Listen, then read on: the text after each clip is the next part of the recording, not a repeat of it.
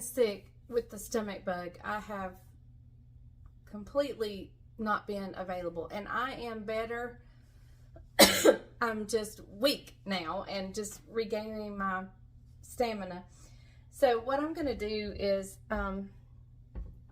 it's not the ideal day to do this, but I'm going to like clean out some things I don't need in here because I still have groceries that I didn't get put up from the other day, because I was going to do this the other day and then it just didn't happen. So I think I'm going to go about doing that now and do a little bit. I have to go sit down every little bit and rest just because I haven't eaten in 2 days, and I guess actually 2.5 days, and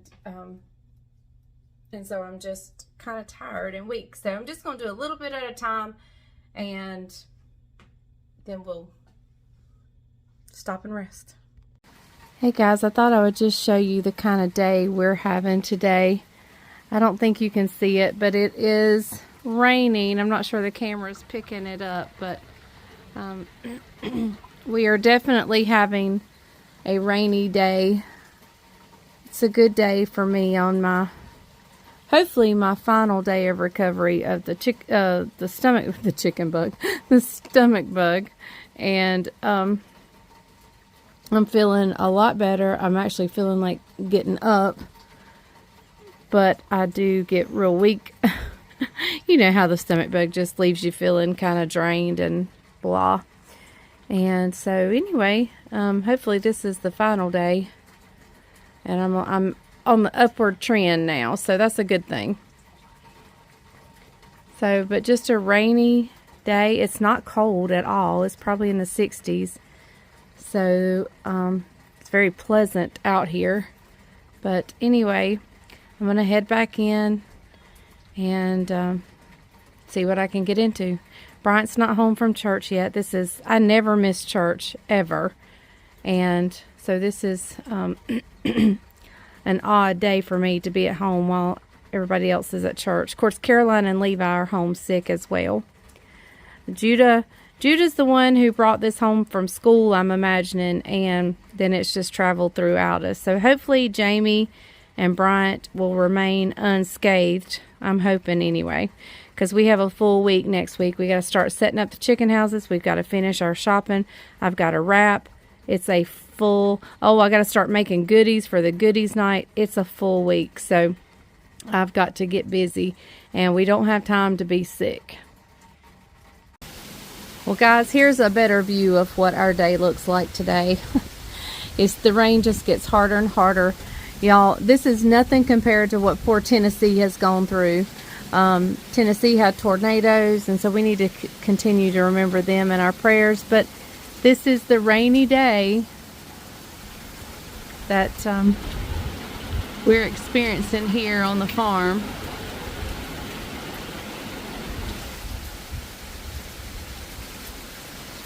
It's Sunday after church. We've just finished up church, and as you all know, Leslie is still under the weather. If you watched our service, you could tell she wasn't on the platform. And anyway, she's still got a little bit of a stomach bug, but she felt good enough to call me and tell me, hey, can you swing by and get me some chicken supremes from Bojangles with creamed potatoes, or mashed potatoes, whatever you call them. So I just came through the drive-thru. We're here heading home, and so let's go check on Miss Leslie. When Bryant got home from church today, we shot a video that he made specifically for our online viewers that watch our church services. So this was him doing the video. I was behind the camera while he was doing the talking, and it went on our Facebook page, our church's Facebook page, for our online viewers.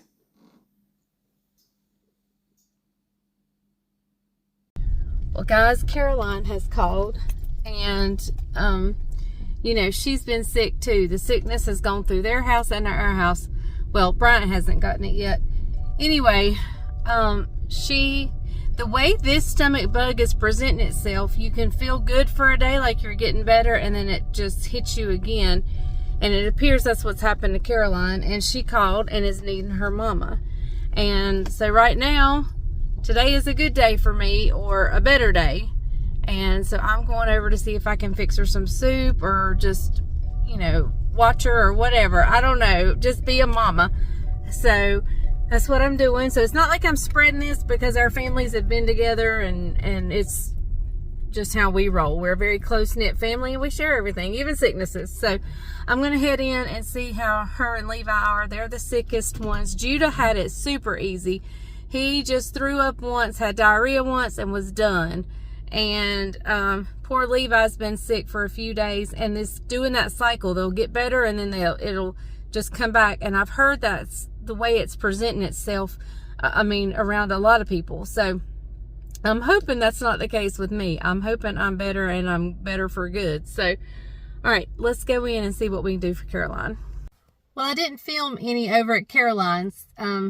They were just puny, and I think they just wanted to see me. I didn't really do anything. I thought I was going over to fix soup or something, and they seemed okay. I mean, not okay. They didn't feel well, but my need was not really there. And so, anyway, and I was fixing to come back home, and Bryant called me, and he had a board meeting at church. Well, I took my car, and there was stuff he needed at church in the back of my car. So I had to run it over there. And so now I'm just getting home, and just being out that little bit has worn me out. And so I'm going to go in here and see what I can get into. I know today's video, tomorrow will be a fairly normal video, because I've got to hit the ground running in the morning no matter what I feel like. So we're going to hopefully get through tonight, and I feel better. It's just, I'm just weak. That's it. And so I think we'll go in here and see if I can fix me something to eat, and that'll help me, I know. And so anyway, yeah, so let's go in.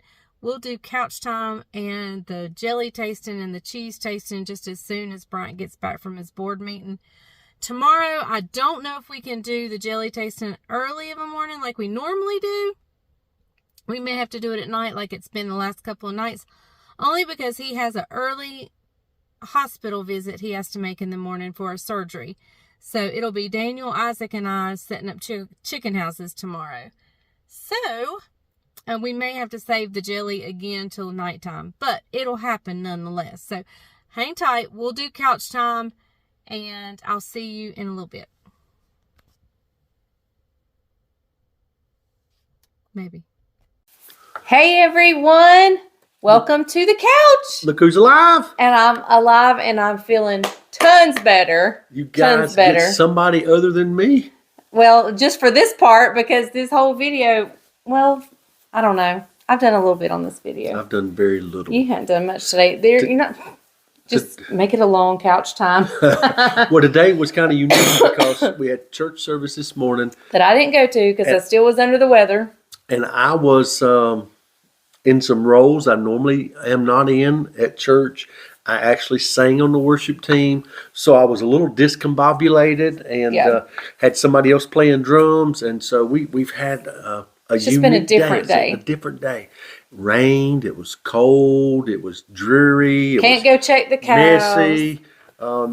It was you got stomach bug going around. You got the flu going around. All kind of stuff going on. Yep. And so today was a challenging day. But as the day progressed today, I began to feel tons and tons better. Caroline, Levi, not so much, but they'll be on the mend soon. So I'm sure. But I told him I wanted to do the cheese first. She's changing it up. It's her show. She can do what she wants to. In case I don't like it, I can end it with a jelly that I know I'll like. Good idea. All right. But that was very presumptuous, don't you think? Well, after last night's cheese that I didn't even taste, I couldn't get it past the nose. A jelly that she knows she'll like. So let's see. What you got? Number 10. Number 10. Here we go. Down here at the bottom. Drum roll. Here we go. Drum roll. I'm having to look in the camera. Drum roll here. All right. Oh, the microphone was on there. I bet that was really loud. I bet that was loud for y'all. I'm sorry.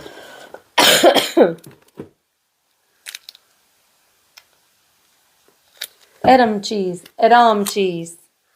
Edam cheese. I don't know. EDAM cheese. I I'd have to Google that one. Yeah, I've never heard of it. EDAM. Adam? Yep. Is it? Or Edom. Yeah. Or Edom is usually EDOM. Yeah. Biblically speaking. Biblically, yes. Yep. Right. Smells good. It kind of smells like a Gouda. I don't know. Okay, here we go. All right. Just give me a little piece. Just a little piece. Last night, did you in? Yeah. I'm a little scared. She is. I didn't even taste it last night. She is cheese shy now. Mm-hmm. That's good. That is good. That's good. Yep. It's almost like a white cheddar. Mm-hmm. Wouldn't you say? You want a piece? No, I don't want nothing. You sure? Mm-hmm. But it's a little creamier. Don't you think the texture's a little creamier? Than a white cheddar? Mm-hmm. Could be. I think cheddar's a little harder. Okay. Right. Now the On jelly. to the jelly. I'll let you open this one. She likes the jellies. Number 10. Right there. Right in the corner. Oh, I like. What does the door say? The door says share Sweetness. Sweetness. Aw. There's no way you can share me. No, I don't want to. Sweetness. All sweetness. All right, here we go. You ready?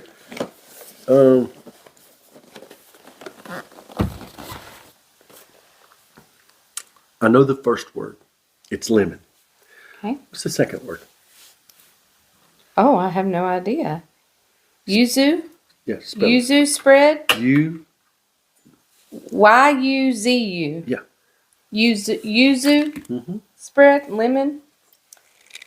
We shall see. I still have my honey out from yesterday, so She loved the honey. I can get into the honey. This has a pink lid. Ooh, I see the lemon zest in here. It looks liquidy. It is very Very thin. liquidy. I'm not going to turn it up, but I'm going to show y'all the color of it. Very golden color. Yep. It is very liquidy. Okay. I think the liquid just rose to the top. Yeah, I think you're right. Because it's very, It's jellied. yeah. It is sat up well. The center fruit part is, I think some liquid just rose to the top. yeah, okay. Here we go.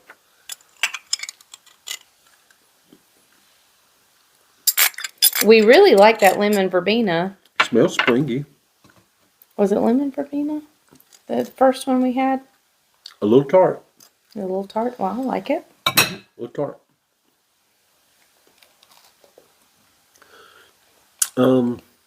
Not my favorite. Not mine either. Edible. Not my favorite. It's very, very lemony. As in the tart. It's a late tartness. Yeah. It shows up like 2 or 3 seconds after you swallow. Yeah. But not bad. I mean, I wouldn't choose it by any means. Yeah. But there's been very few jellies that we didn't There's like. only been 2 I know of. It was that raspberry and dark chocolate one, and then this one. So we're Everything else has been, batting pretty good there. yeah, the jellies has been a great one. And the cheese has been good all but last night. Yeah. Today's message, I want to recap the message at church. If you didn't watch it, go to We are now entering couch time. if you didn't get a chance to watch it, go to Browers Wesleyan Facebook page. You can catch the message. Began to unpack the scripture, Isaiah chapter 9, where it talks about the coming of the Messiah, where Isaiah is prophesying about the coming of Christ. Israel has been in bondage under the Midianite rule, and he talks about the coming of Christ and what he would be. And he talks about the very nature and the very character of the Godhead, which is Jesus Christ incarnate, existing in the flesh. And so I took the word peace, because one of the characters it talks about, the very nature of God, is that he would be the Prince of Peace. Now, peace for everybody looks different. For some of you, peace is looking forward to, hey, I'm ready to get retirement so I can not have to work anymore and I can just have some peace. That's how it looks for some of you. For some of you, it is your children getting raised and out of the house. And so many of you are looking for a different peace right now. But a few weeks ago, I had a young man in church give his testimony. And this is what he said. And it just captured me and captivated my mind and my heart for the last couple of weeks. He said in the midst of his chaos, he just simply wanted God to give him peace. And God giving him that peace happened through God giving him his presence. So today I started almost an acrostic, if you want to call it, P at the top, P-E-A-C-E, and I dealt with the first P, and the first P was this, the presence of Christ. And I went to Psalms 23rd Psalms, verse 4. Yea, though I walk through the valley of the shadow of death, I will fear no evil, for thou art with me. Your presence is with me. And I dealt with what it looks like walking through the valley of the shadow of death. We say that and we quote that just like it's just a haphazard situation. But what David is saying, that he was in a great moment of despair, a moment as though he may have wanted to die. He was in the shadows of death. He didn't care to live. He didn't care what came next. And he was in a valley. And when you begin to look at it like that, it gives that Psalms 23 a different understanding. Mm-hmm. And that's where David was. And what brought David through that valley, yea, though I walk, what? Through the valley of the shadow of death, I will fear no evil, for thou art with me. I talked about the presence of God does two things in our life. The first thing it does is it dispels fear or removes fear. It says, yea, though I walk through the valley of the shadow of death, I will fear what? No evil. No fear. 365 times. It's woven throughout the Old Testament and New Testament, one for each day. It says either fear not or not to fear. And so I talked about how the presence of God helps us to get through those moments of fear. Second thing I talked about, how the presence of God brings comfort. Comfort in the peace, comfort in his plan, comfort in his purpose, comfort in being held in his bosom, so to speak. And I want you to understand that David says, thy rod and thy staff, they do what? Comfort me. Yeah, because it's in his rod and his staff that the presence of God lives. He uses that rod. We'll talk about the staff in a couple of weeks, but he uses that rod to ward off the enemy, to ward off predators, to help to make way for the sheep through the briars and the thorns and the thistles and things like that. So it is that rod, okay, it's that rod that comforts them. And the same thing God will do with his presence in our life. His presence brings us comfort. And his rod also guides us. Well, that's his staff. Oh, okay. Yeah, his staff. That's next one. Okay. Sorry, but it does. I got ahead of myself. It does. Okay. That's where I'm heading with the staff in a couple of weeks. I got ahead of him. Shh, church family, don't tell nobody that's where I'm heading. But anyway, so here we go. Grab this, okay? David was anointed by Samuel to be the king. And the moment David was anointed to be the king, tribulation came into his life. He ran from Saul. He hid from Saul. Saul tried to kill him. The misconception of a lot of believers in life is simply this, that if we're going to experience the peace of God, that our lives are absent of trials and tribulations. That's not true. Because Jesus spoke in John 16, verse 33, he says this, in this world you will have trials and tribulations. He talks about it. He identifies it. He tells us those things are going to happen. But then he said, be of good cheer, for I have overcome the world. So tonight I want to tell you this. If there's tribulation in your lives, or there's trials in your life, that does not mean the absence of the presence of God is there in your life. God's presence can still be there in the midst of your tribulations. And that's what David saw in Psalms 23 that some of us can't grasp today. That he is there in the midst of the valley with you, helping you through the valley. Not in the valley, but through. And you have to walk. That's a sermon for a different day. It takes personal effort to get through the valley, and God requires that. So there we go. That's it for couch time. I missed the service this morning. She was not there, and she hadn't watched it online yet. I haven't watched it online. I mean, she's getting like minus points today. Yeah. She was under the weather, so yeah. I'll give her that one.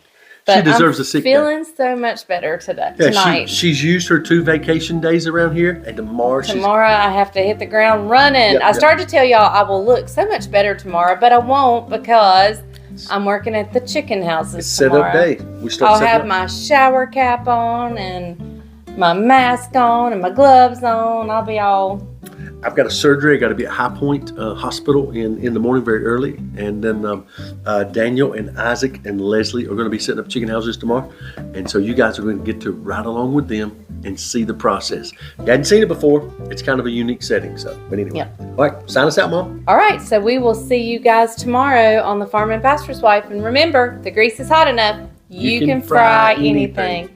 Bye, y'all. Good night, guys. Good night. I'll try to hit the button right. She's trying.